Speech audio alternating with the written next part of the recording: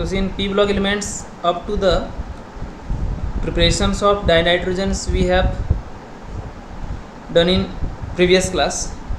So I revised the preparations of dinitrogens.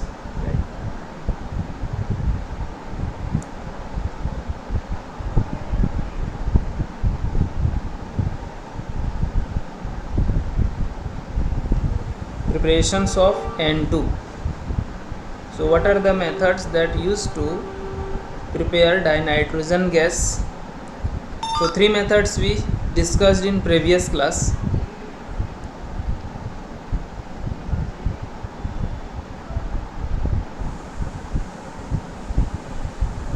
One was fractional distillations of air, that is used for the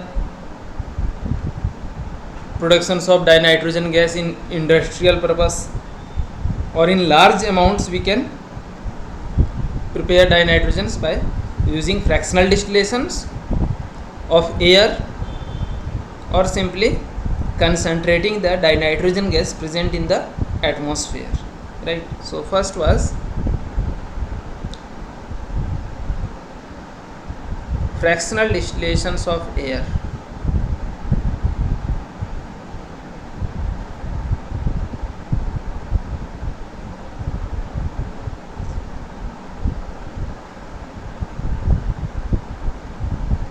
Of air. So as the mixtures of different gases come to the NCERT, so we will see here in this paragraph of preparations of dinitrogens, dinitrogen is produced commercially by the liquefactions and fractional distillations of air. So this method is used for the commercial preparations, मतलब large scale में जब बनाना है, जब उसको cell करना है, business purpose के लिए यूज़ करना है, इंडस्ट्रियली उसको यूज़ करना है. So this method is suitable for that, right? But actually in this method we get nitrogen that is not 100% purified. That means it contains traces of other gases including oxygen, hydrogen, methane, etc. Right? So boiling points of liquid nitrogen is given in the bracket 70 to 77.2 Kelvin. Distilled out first leaving behind liquid oxygen, that's boiling points 90 Kelvin. So see the second methods given in second paragraph, laboratory methods. In the laboratory, dinitrogen is prepared by treating in aqueous solutions of ammonium chloride with sodium nitrite. So sodium nitrite formula NaNO2 and ammonium chloride NaCl, both the aqueous solutions react together to form dinitrogen gas along with water vapors and sodium chloride. And small amounts of nitric oxide NO and HNO3 nitric acids also formed in this reaction. These impurities can be removed by passing the gas through aqueous sulfuric acids containing potassium dichromate. तो जो extra nitric oxides या nitrogen monoxide और nitric acids बनते हैं, उसको separate कर लिया जाता है इस प्रोसेस से, dissolution process. It can also be obtained by the thermal decompositions of ammonium dichromate. So ammonium dichromate is important salt of ammonia. On heating it decomposes into dinitrogen gas, water vapors and chromic oxide.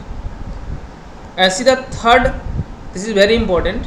If we have to prepare 100% pure dinitrogens used in medical purpose, medical science, so the very pure, that is near about 100%, 99.9% purity of dinitrogens can be obtained by thermal decompositions of sodium azide और barium एजाइड्स. तो sodium और barium एजाइड्स को यदि हम लोग thermally decompose करेंगे high temperature पर, तो इससे जो नाइट्रोजन्स निकलेगा ये 99.99 प्योरिटी के साथ रहेगा. क्लियर? नेक्स्ट प्रॉपर्टीज में हम लोग ये सब स्टडी किए थे. It is colourless, tasteless, odourless, non toxic gas. Nitrogen atom has two possible isotopes N13, N14 and N15. It has low solubility in water. Water में सॉल्युबिलिटी कम होता है, 23.2 सेंटीमीटर पर litre. of water at room temperature and pressure.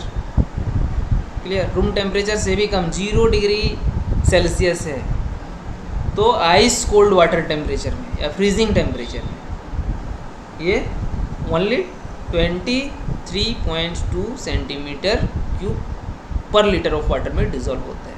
So very very less soluble in water. And also freezing and boiling points that given in NCERT table 7.1. So we will see there.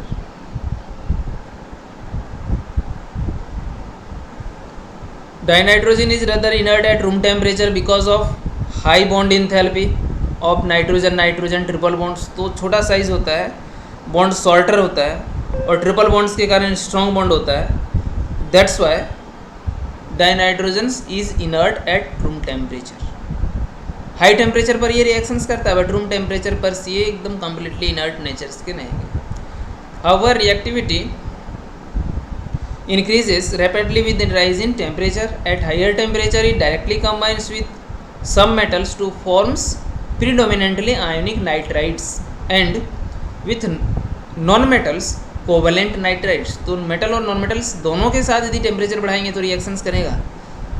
So I called that at room temperature और lower temperature it is inert but at higher temperature reactivity increases rapidly. Temperature जैसे बढ़ाएंगे इसका reactivity बढ़ जाएगा. So few examples. Lithium reacts with dinitrogen gas on heating, it give lithium nitride. Similarly, magnesium reacts with dinitrogens for magnesium nitride. So, ionic nitrides are predominantly metallic nitrides are predominantly ionic and non-metallic nitrides are जैसे NH3 हो जाएगा ammonia, तो hydrogen का nitrides है. तो इसका nature just opposite होगा metal के नाइट्राइड्स के नेचर से जो आयनिक है. तो आयनिक का जस्ट ऑपोजिट होता है covalent. So this will be the covalent type of nitrides.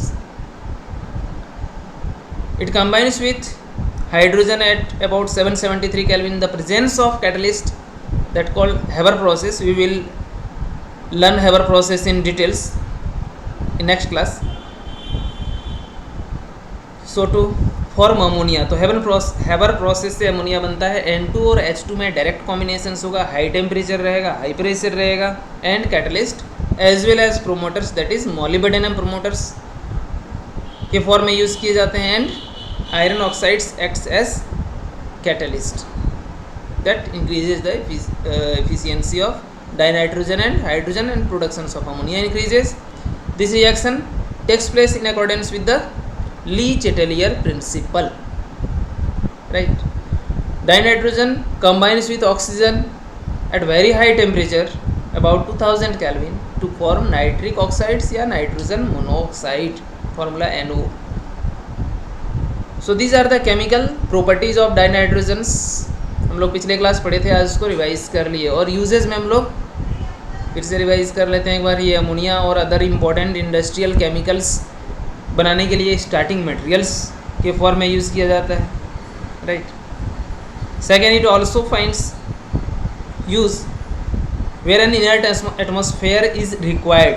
तो बहुत सारा इंडस्ट्री में इनर्ट एटमॉस्फेयर होना चाहिए, रिएक्शंस को वायलेंट होने से बचाता है. तो नाइट्रोजन हम लोग वहाँ सप्लाई कर देंगे तो रिएक्शंस को कंट्रोल किया जा सकता है. So it creating inert atmosphere dinitrogen is required. Inert diluent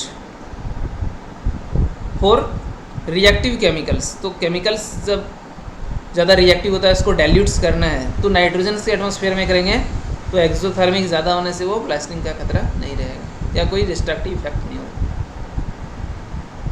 liquid dinitrogen is used as the refrigerants to preserve biological materials, food items and in cryosurgery. तो क्रायोसर्जरी हम लोग प्रीवियस क्लास में एक 3D एनिमेटेड वीडियो देखे थे जिसमें से हम लोग क्रायोसर्जरी से बहुत सारा कैंसर और ट्यूमर्स जैसे डिजीज़ को without operations, without dropping any amounts of blood, we can cut it with the help of dinitrogen gas that is very low temperature, that creates very low temperature, and that part of the body where dinitrogen is treated, they will be cut down, right.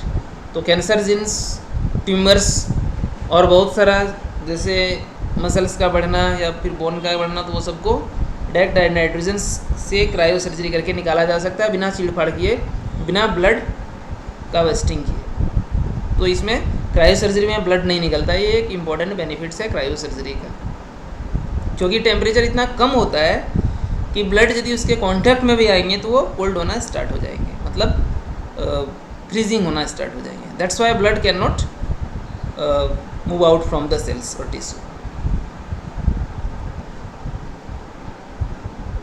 C next, ammonia. तो आज हम लोग ammonia के बारे में study करेंगे details से. Preparation, properties and applications, because ammonia is very important compounds for the chemistry. We use a lot of chemicals containing ammonia and ammonium salts like ammonium chlorides, ammonium phosphates, ammonium dichromates, ammonium hydroxides, etc. So ammonia is present in small quantities in air and soil, where it is formed by the decayed nitrogen organic matter. Decay of nitrogenous organic matter, मतलब जैसे urea है, proteins है, polymers containing nitrogens है, तो वो यदि decay करेंगे, decompose करेंगे, तो वहाँ से अमोनिया गैस का बनना फिक्स है. जैसे यूरिनरी में हम लोग जाएंगे तो वहाँ अमोनिकल स्मेल्स आता है. वो स्मेल्स क्यों होते हैं? तो यूरिन में डिजोल्व अमोनिया के कारण होते हैं. डाइनाइट्रोजन बेसिस रिमूव्स होते हैं and they form ammonia in the atmosphere.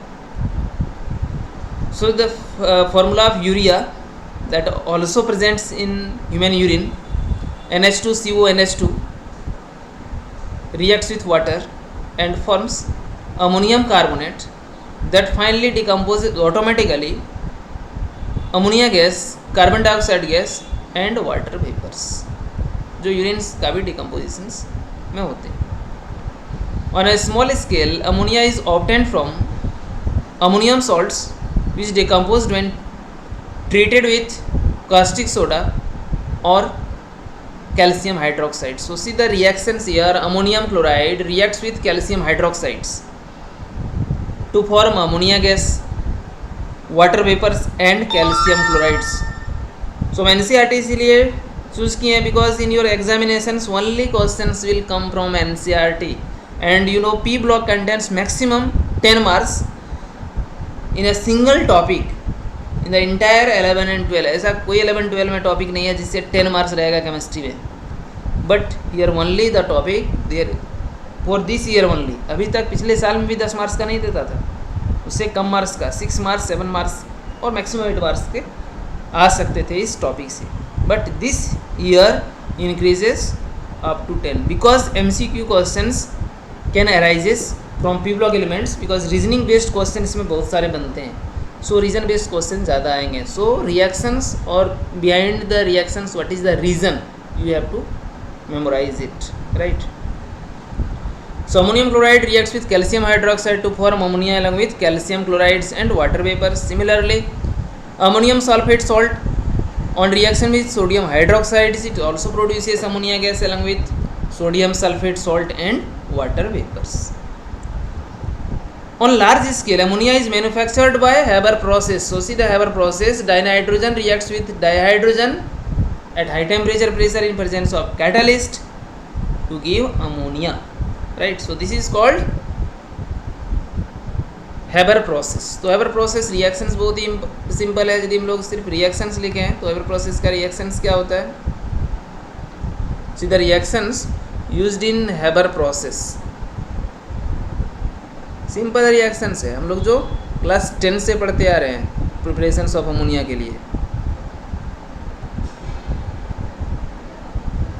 So Haber process में dinitrogens will react with dihydrogen to give ammonia, but reaction is reversible. That means if we decrease the temperature and pressure, products will again convert to reactants, तो ये reactants में convert करना start हो जाएगा। तो यहाँ catalyst चाहिए होगा, हाई टेम्परेचर एंड प्रेशर चाहिए होगा, क्योंकि रिएक्शंस के लिए प्रेशर इसमें रिक्वायर्ड है। And this Haber process follows Le Chatelier principle, ये क्या फॉलो करते हैं, तो ली चैटेलियर प्रिंसिपल्स फॉलो करते हैं।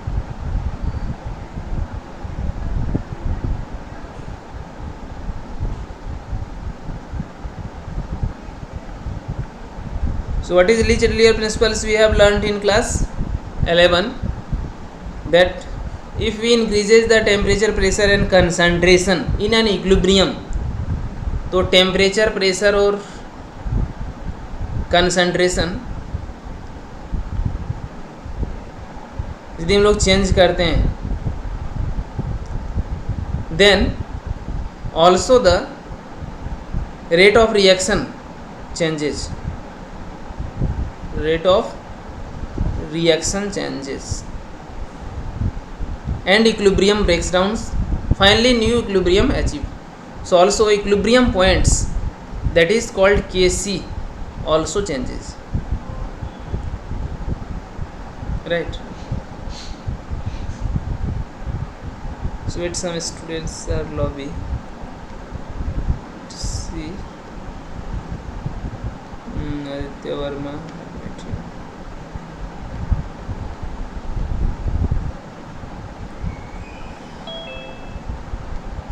So regarding this of ammonia, see this animated part first, after that we will discuss. So uses of dinitrogen हम लोग previous class में किए थे, ये अमोनिया का है। This is called Haber process. We can see in the different chambers, dinitrogen and dihydrogen comes to a compressor, that is also a pressure pump in the vacuum state, and finally it is pressurized with hydrogen and nitrogen gas. So at compressor is huge amounts of pressure is used, that is 20 MPa, तो Pascal's का ये बड़ा form है, mega Pascal's use किया जाता है। Then finally it is catalyses. तो हम लोग यहाँ डाइनाइट्रोजन्स का प्रॉपर्टीज़ पढ़ रहे हैं, जिसमें से फर्टिलाइजर्स प्रिपरेशंस है, अमोनिया प्रिपरेशंस है, इसलिए अमोनिया का यहाँ कम दिया हुआ है। हम लोग अमोनिया का भी सेपरेट स्टडी करेंगे। So in the separate study of ammonia we will see details about the Haber process, how ammonia forms. This is the uses, medicines are kept, so refrigerant is created in the atmosphere of dinitrogens. तो dinitrogens और ammonia भी freezing में use किए जाते हैं, वो भी represents हैं। Cryosurgery, see how cryosurgery takes place. So it is ammonia given in this animations. So see the animations till I am recording your attendance. So attendance. So these are the ammonia present by the decompositions of the manure. Manure से ammonia decompose होकर के कैसे निकलते हैं। So see the urea decomposes under water or in presence of moisture to give ammonium carbonate. Finally it breaks into ammonia gas and carbon dioxide, right?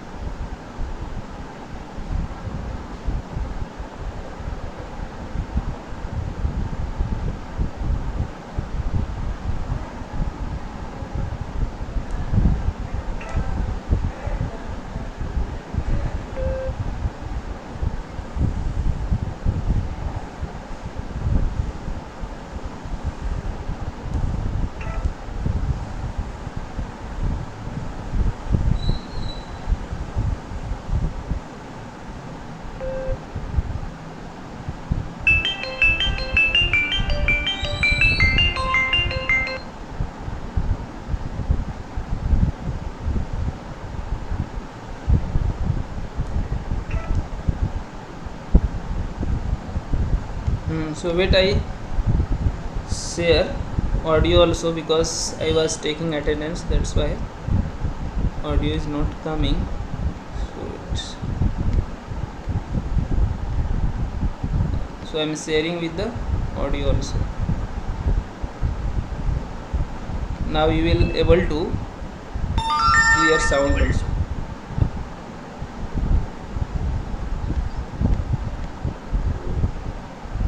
Dibromide oxidize ammonium ions to dihydrogen or nitrous oxide.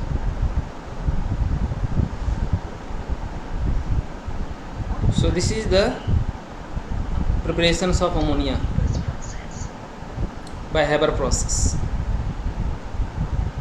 constitutes How nitrogen and hydrogen reacts at high pressure at moderate temperature to give ammonia, and it is reversible process, because if we conditions reverse back, then the reactions also reverse back, right?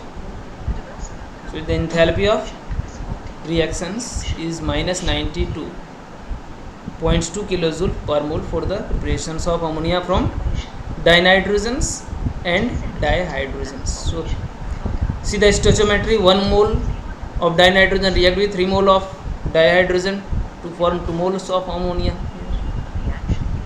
and reactions proceed in the forward directions with a remarkable decrease.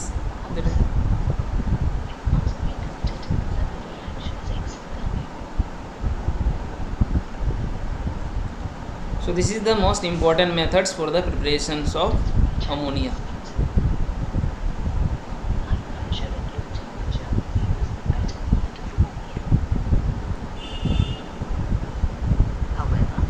See the animations, how molecules of dinitrogens and dihydrogens increasing pressure, reactions increases. Reactions carried out at an optimum temperature of about 700 Kelvin. Further, So this is the reaction taking place inside high pressure, because pressure he important होते हैं. यदि pressure घट जाएगा तो reactions रुक जाएगा.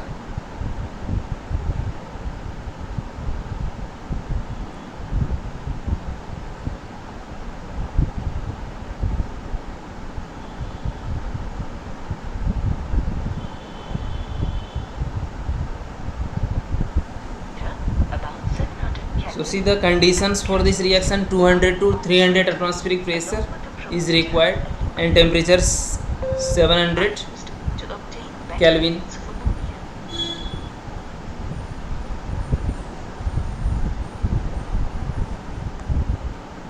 So this is the chambers where reactions taking place.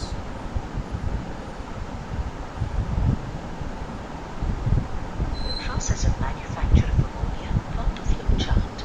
See the first compressor chamber, we are mixed with high pressure, and hydrogen are mixed then with it a ratio of 1:9. moves downwards in the catalytic chamber, the third chamber, that is catalytic chambers. So in catalytic chamber, iron oxides act as catalyst, right? So in presence of the catalyst, iron oxides as well as the aluminum oxides and potassium oxide, Compressed gases it converts into conducting chamber ammonia, fed with finely divided iron oxide and the gas aluminum dinitrogen and dihydrogens that recycle into the ammonia again. So see the chambers which is upsides is called and hydrogen recycling chamber, liquefied and cooling liquid ammonia. pipes that cool it so that liquids ammonia can be You know that the collected. structural aspects of a molecule because जब तक ठंडा नहीं करेंगे gas को हम लोग liquefy नहीं कर सकते. That's why very low temperature is required to collect the ammonia gas that we get in the forms of liquid ammonia. you know that ammonia is a covalent molecule. So its nature is covalent. Central atom in ammonia is nitrogen, which undergoes sp3 hybridization.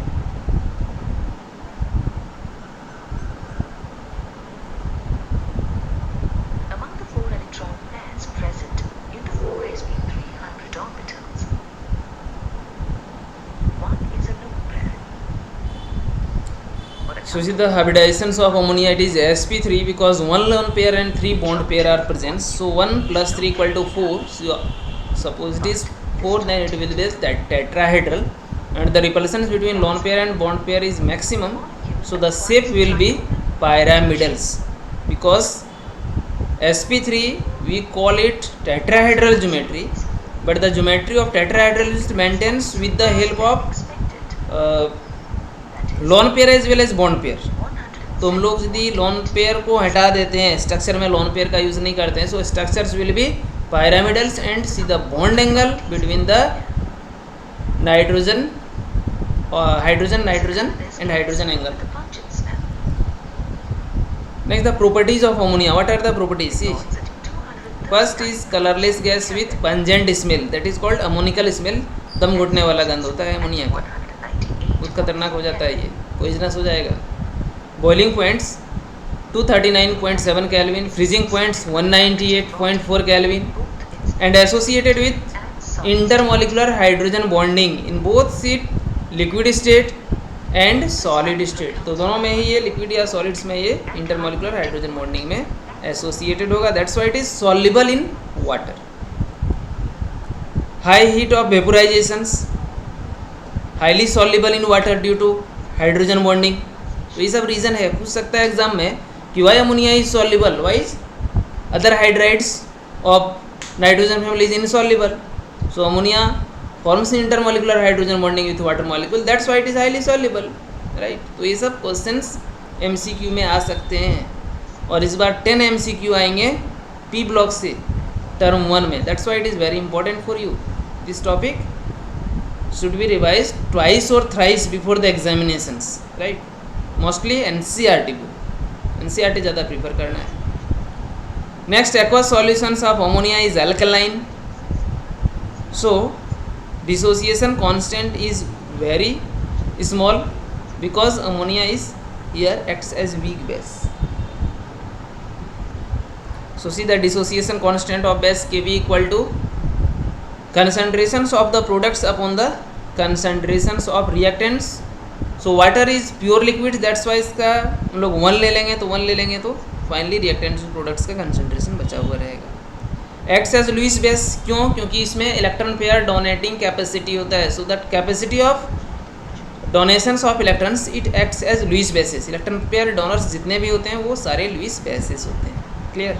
So see the electron pairs and it combines with acid to form ammonium salts. Clear?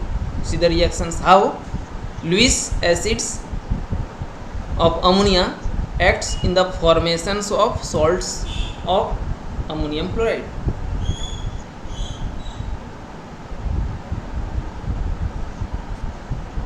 So precipitates hydroxides of metal from their aqueous salt solutions. लोग देख सकते हैं reactions में, जैसे ferric chlorides reacts with ammonium hydroxides, it precipitated into reddish brown colour of ferric hydroxides and ammonium chloride is left. Second equations में भी हम लोग देख रहे हैं.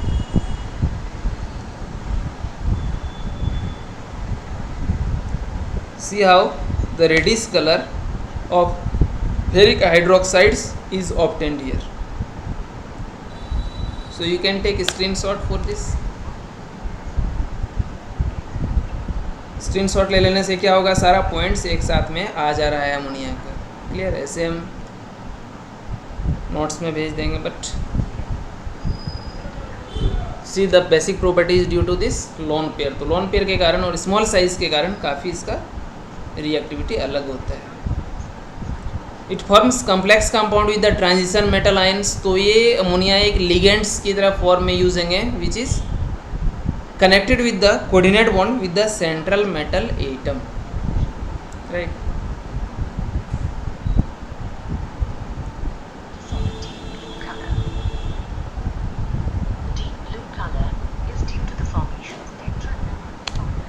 So see the deep blue color formation takes place when copper sulfates reacts with ammonium hydroxide. First of all, it blue precipitate forms. Then this blue precipitate of copper hydroxides is further shaked with the ammonium sulfates and ammonium hydroxides. It get deep blue colored complex that is called tetraamine copper sulfate. तो tetraamine copper sulphates एक coordination compounds है और complex compounds है. क्यों coordination compounds है? Because amines here acts as ligands and copper acts as a central metal atoms and sulphate is the counter ion. तो हम लोग आगे इनऑर्गेनिक में टर्म 2 में दिया हुआ है कोऑर्डिनेशन कॉम्प्लेक्सेस, राइट, और कोऑर्डिनेशन केमिस्ट्री या कोऑर्डिनेशन कंपाउंड्स एक ही चीज़ है। तो ये फर्स्ट कोऑर्डिनेशन कंपाउंड्स हम लोग यहाँ देख रहे हैं जो अमोनिया से बनता है। क्लियर? तो इस तरह से बहुत सारा ये कॉम्प्लेक्स बना सकते हैं डी ब्लॉक एलिमेंट्स के साथ कंबाइन करके। Clear?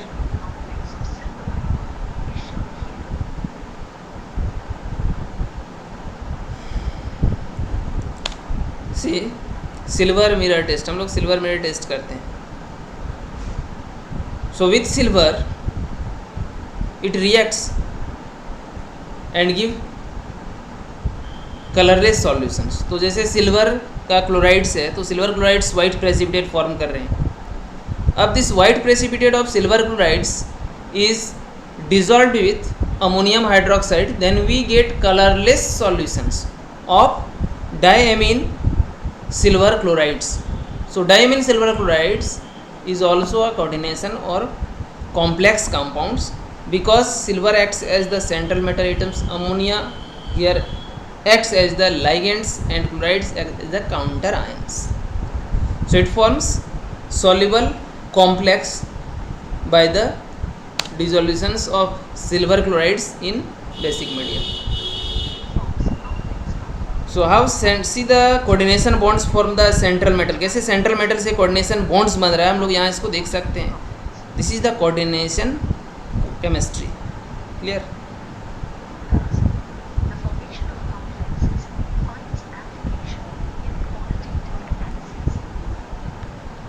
by which these metal ions can be separated from other ions present in the given salt mixture.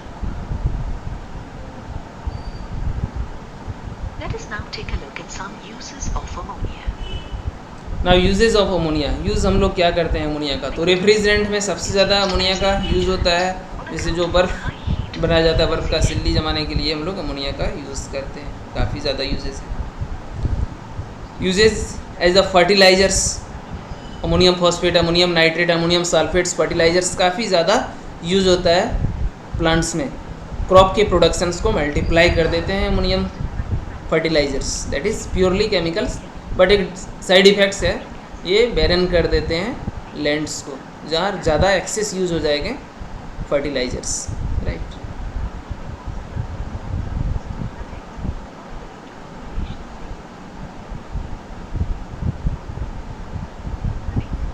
So these are the oxides of nitrogens. अब हम लोग अमोनिया के बाद ऑक्साइड्स में आ रहे हैं। So these are the oxides. So here in the forms of oxides nitrogen so variable oxidation state हम लोग देख रहे हैं। नाइट्रिक ऑक्साइड्स या नाइट्रोजन 1 ऑक्साइड्स का ऑक्सीडेशन नंबर 1 है। सेकेंड नाइट्रोजन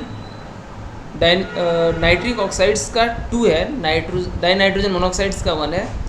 फिर नाइट्रोजन 3 ऑक्साइड्स का +3 है और डाइनाइट्रोजन टेट्राऑक्साइड्स का 4 है। डाइनाइट्रोजन पेंटाऑक्साइड्स का 5 है।